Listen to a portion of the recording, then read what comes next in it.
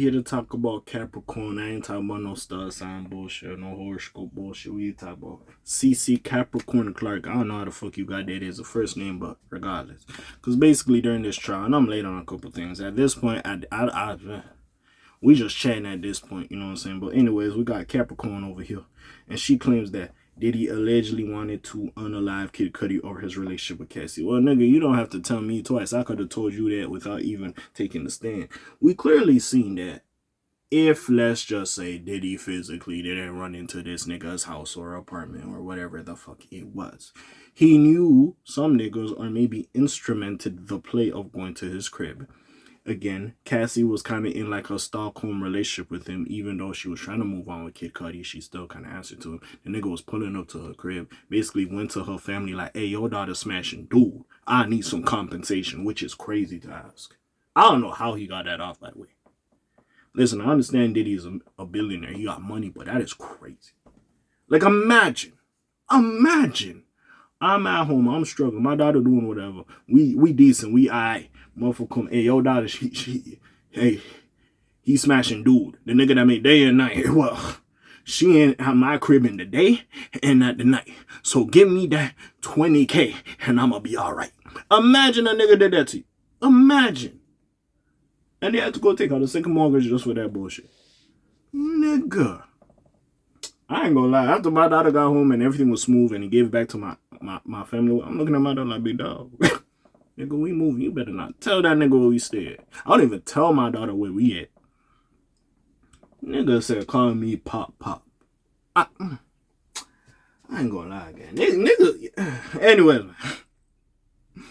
But basically, Capricorn gets on stand and she says that, yeah, he wanted to unalive Kid Cudi. This doesn't surprise me. Hey, Diddy, I ain't gonna lie. Listen. Whatever happens, I don't know how many years you're going to get. Donald Trump came out and said, hey, he would pardon Diddy if it was meant to be or whatever the fuck he was saying.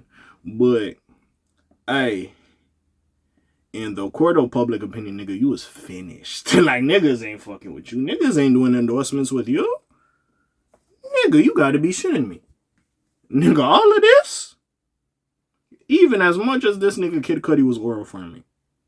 That is insane. But anyways. Capricorn Clark has just offered some more insight to the Kid Cudi and Cassie drama that took place around 2011.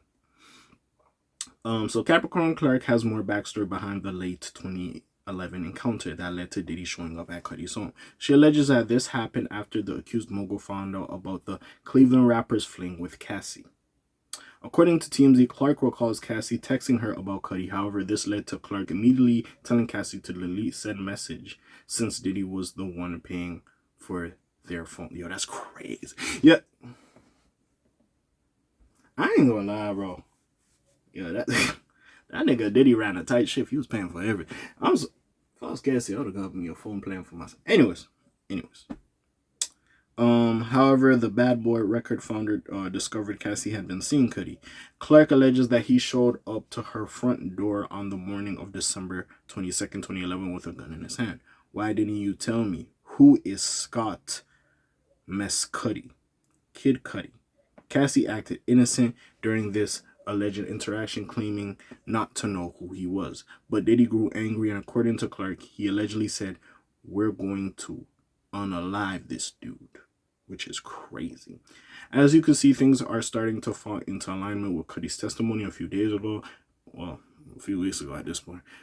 Capricorn Clark then alleges that she got into the back of the car with Diddy along with the bodyguard with the gun on his person. They all went down to Cudi's home in the Hollywood Hills. But Cudi called the police. That led to Diddy and his bodyguard to flee the Ohio native's house as they were trying to enter. After this, Clark told Scott, or I guess Kid Cudi, that Diddy didn't want him to file a police report. She also allegedly warned him that if he decided to, then he'll hurt us all. After this, Clark alleges that Diddy mercilessly beat and kicked Cassie at his house. She allegedly tried to get the mogul's bodyguards to stop Diddy from continuing said beatdown. However, she was allegedly told to leave. She also allegedly called Cassie's mom, Regina, to tell her to call the cops because she couldn't.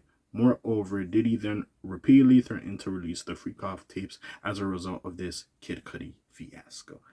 I ain't gonna lie, for a nigga to be this upset that a girl who is a very pretty girl, you were treating her wrong, you were doing all this, try to move on from you, and you do this is manipulation at its fine. Like, I ain't gonna lie, bro. Yeah, bro. Girls ain't gonna wife this nigga. Like, well, I take that back. Some girls might. If some girls are down bad enough, bro, and they need money that bad, they probably would wife this nigga or a nigga who moves this type of way. It's just crazy. I know Tyler Perry got another movie. You see that movie? Diary of an Angry Black Woman. He gonna make part 2. Now this Diddy shit happen. I ain't gonna lie, bro. I ain't gonna lie. It's crazy at this point, but we'll see exactly what's going on. At this point, Capricorn, hey, listen, you spilling tea. Now, she one of them ones. Now, if KK pulled up, like his Ghislaine Maxwell, that girl KK or whatever, if she takes the stand, it's over with. Because I think she know everything. I think Capricorn knows a lot of shit as well, but there's another girl as well that know everything. That's like it's Madame. It's just crazy at this point.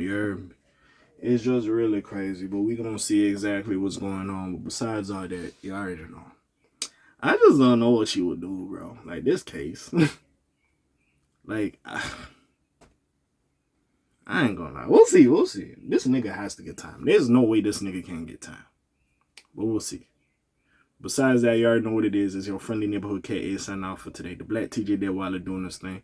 My name ring bells like Quasimodo. Hit like and subscribe. You trying to hit love the motor, and I'm gone. Slime Zoom. Peace out, gang. Aye.